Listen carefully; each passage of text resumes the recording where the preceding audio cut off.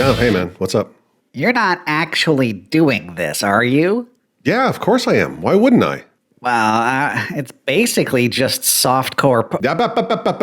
Don't say it. Don't say it. What, does it really matter what words I use? The video is going to get buried so hard anyway. Might as well go full steam ahead. I'd like to try to avoid the algo police if possible. Can we at least wait until after the 1 minute mark before we start using words that'll get us in trouble? Maybe it's time to come up with some overdubs. Overdubs? What do you mean? Like, instead of using a word that will affect the performance of the video, just insert a different word that doesn't trigger the system. Instead of saying the F word, you could just say something like fudge buckets. Fudge buckets? Sure, you already use words like corn and grapes as alternatives. Maybe just expand your channel lexicon a bit. Know what I mean? Aw, man, this movie is bull clips. What a glee-farted plot. That Fudgian actor is a mugger-flubbin' gunt rapper with a sass-pole for a face. Absolute digbed with a flossy bib garfenglob and porious scarmgartler. That's not gonna help. That's just gonna make me sound like an aggressive rolled doll, you tit.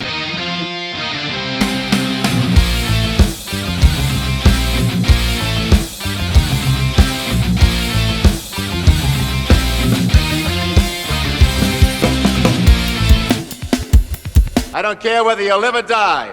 I want to see you dance, and I want to see you smile. Okay, show me your tits. Wow, I can't believe this movie came out 30 years ago. I can't believe this movie came out at all, but I also can't believe it was 30 years ago. Directed by Paul Verhoeven with a script by Joe Esterhaus, Showgirls is a 1995 erotic drama regarded by many as one of the worst films ever made. And to those people, I will say this. You've got a lot of movies to watch because as bad as this movie is, it's by no means one of the worst. Oh my God! Well, okay, scratch that. It definitely is one of the worst. But there are movies out there that make Showgirls feel like an underappreciated gem. Yes, yes, yes, yes! Go watch Emilia Perez and then tell me how you feel about Showgirls. Go watch a dozen or so straight-to-video blue movies from the 90s and get back to me. Why am I doing this? Why am I trying to defend this garbage? No, it's absolutely one of the worst films ever made. So what? Definite so bad it's good territory. And it also has the added element of being the film that traumatized a generation of kids who grew up watching Saved by the Bell. I'm so excited! I'm so excited! It stars Jessie Spano herself, Elizabeth Berkley, alongside Kyle MacLachlan, Gina Gershon, that guy from Speed, one of the Fratelli brothers,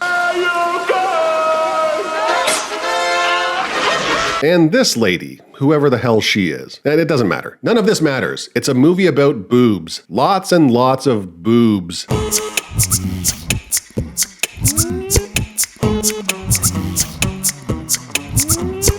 The story of Showgirls begins with Nomi Malone hitchhiking to Las Vegas. She's a tough cookie and carries a switchblade knife. You can sit a little bit closer if you want.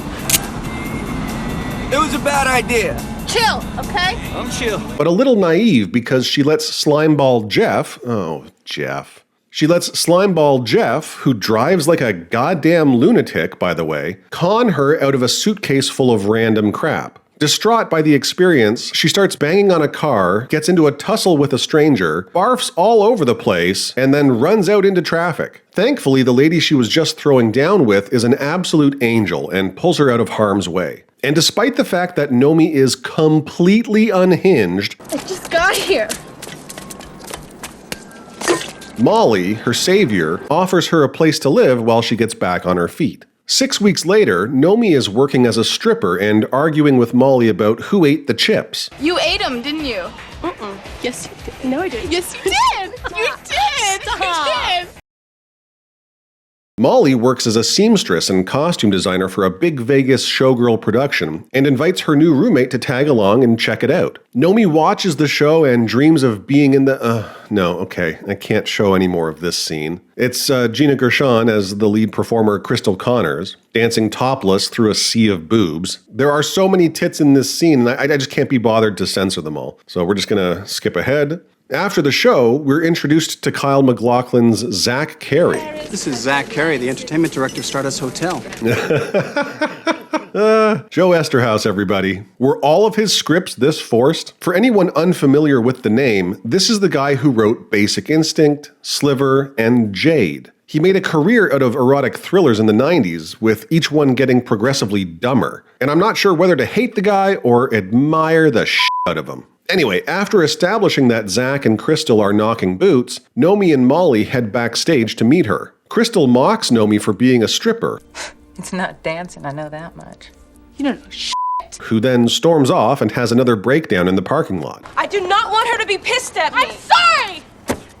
So, Molly takes her out dancing where she meets James, a bouncer at the club. You want to dance? I am dancing. Yeah, but do you want to dance with me? You good?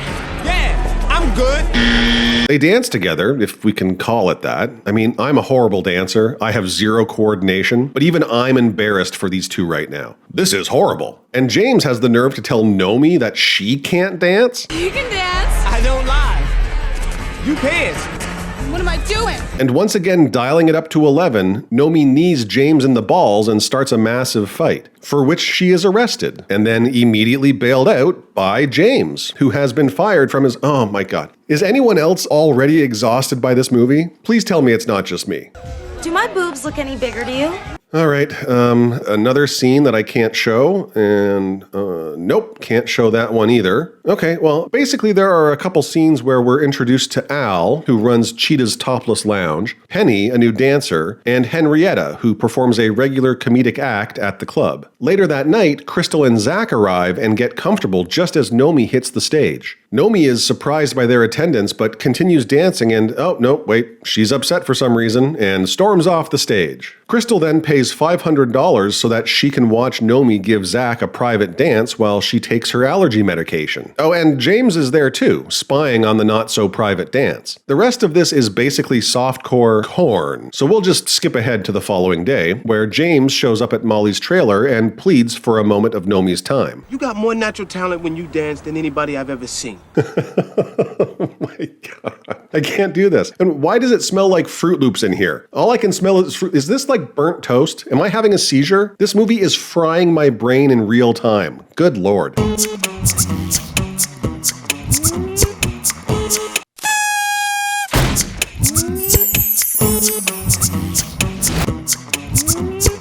All right, let's just power through Act 2 before my brain turns to mush. Nomi is invited to audition for Goddess, the show in which Crystal stars. Despite being humiliated by Tony, the show's director, and storming off enraged, again, she still manages to get the job. She also runs into James again, and they go back to his place so that he can show her a horrific dance routine he's been working on. Nomi quits working at Cheetah's, gets upset when she finds out James is screwing her former coworker, shows off a fancy new dress to her new boss. How you fought it at Versailles?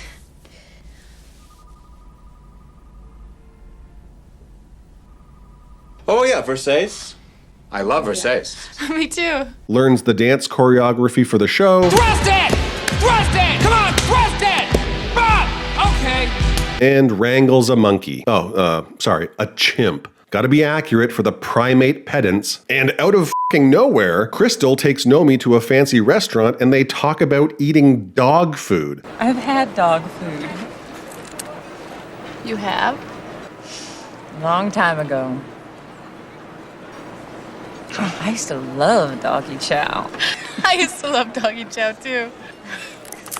How is this movie real? The conversation shifts to tits, as all conversations about dog food tend to do. You have great tits.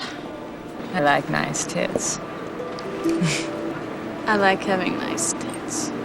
How do you like having them? Crystal gives her protege some sage advice, Someone gets in your way, step on them. and the two showgirls head back to the stage for a private dance/almost makeout session. You see, darling, you are a Or, okay, I know I haven't been explicit about this, but nearly every scene in this movie up to this point has been in aid of convincing Nomi that she's a whore. And look at this, a scene where she's quite literally asked to bore herself out for the Stardust Resort and Casino. Nomi loses her shit it, obviously, and storms off, reporting the incident to Zach, who puts on a big show of support. But he's completely full of it and in on the whole thing. Phil, you dumb get back up here, would you? I know. And then for some reason, Al and Henrietta drop by after a show to give Nomi their blessing or something. Like they're supposed to be her surrogate parents, maybe? I don't know. It's weird. Were they even working together for that long? The scene ends with Al saying one of the greatest lines in cinematic history. It's so good, I can't bring myself to censor it. We're just gonna roll the dice on this one. Ready? Here we go. Must be weird not having anybody come on you. Absolutely priceless. What else? Nomi goes behind Crystal's back and screws Zach so that she can become Crystal's understudy. James performs a god-awful dance routine at the club he was fired from and gets a completely appropriate audience reaction. Crystal threatens to quit the show unless Nomi is replaced as her understudy, so Nomi pushes her down the stairs during a show and Molly finally realizes her friend is a psychopath. Nomi then takes over for Crystal because she's basically the only option the casino has. We do what we do in Vegas. What? We gamble. And nope, okay, can't show this scene. More boobs, everyone. I mean, it's not even fun at this point. Nomi is more or less the new Crystal, but Molly, her only real friend, the only really good person in the movie, is disgusted by her actions. You pushed her, didn't you? For like a minute. Nomi offers to take her to meet some big-time celebrity that she's got a huge crush on at a party, and at first she's all like, "Let go of me. Let go of me." And then without any further discussion, she shows up to the party and is all like, "What I want to know is, where's Andrew?" Those scruples, girl. Nomi introduces Molly to Andrew, the big-time celebrity. Not sure what he's famous for, but it really doesn't matter. Probably a musician. I wasn't paying attention. He just seems like he's the love child of Kenny G and the sexy sax man from the Lost Boys.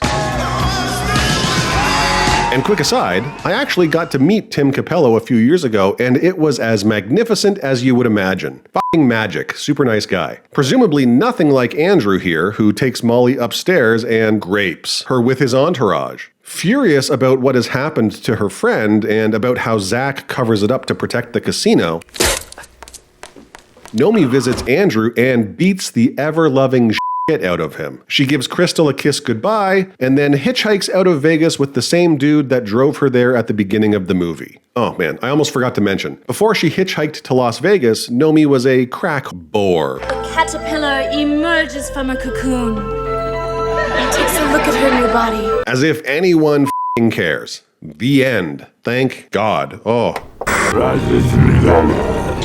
What an unmitigated catastrophe. Jesus, you really screwed up. How the hell did the guy responsible for movies like RoboCop, Total Recall, and Starship Troopers wind up delivering this steaming pile of garbage? You wouldn't even give it a chance. Was he riding so high on the success of Basic Instinct that he couldn't differentiate good from god-awful? My guess is yes. Paul Verhoeven isn't a bad director, and quite the opposite. But here's the thing. The qualifications of a director mean absolutely squat when they're working with a ridiculous plot, horrendous dialogue, and terrible acting. Ultimately, that's what makes this movie as bad as it is. The cast isn't terrible. There are a handful of decent actors here, except for Elizabeth Berkley, who clearly has no concept of subtlety. Where are you from?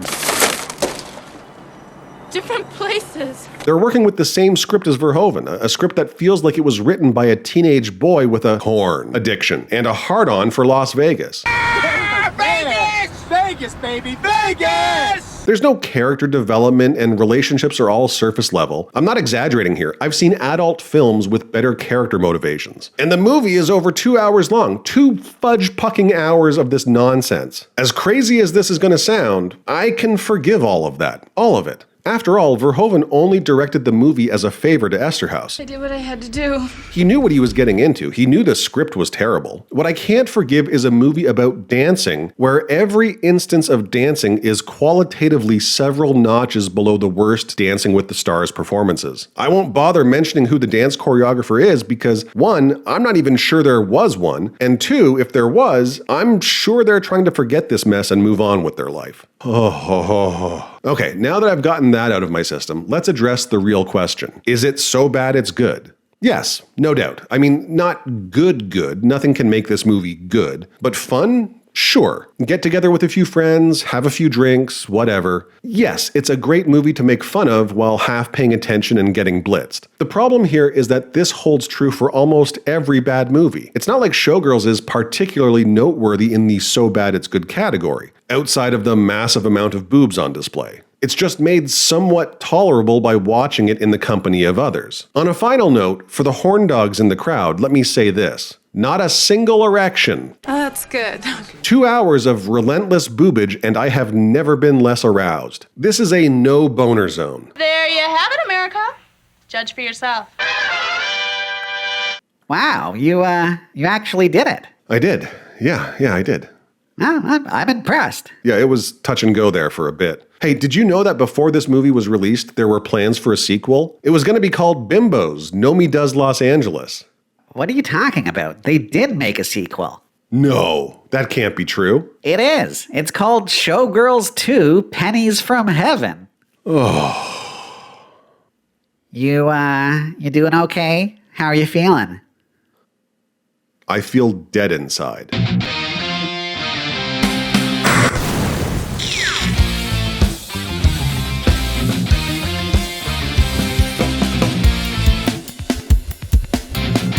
Vegas, baby. Vegas.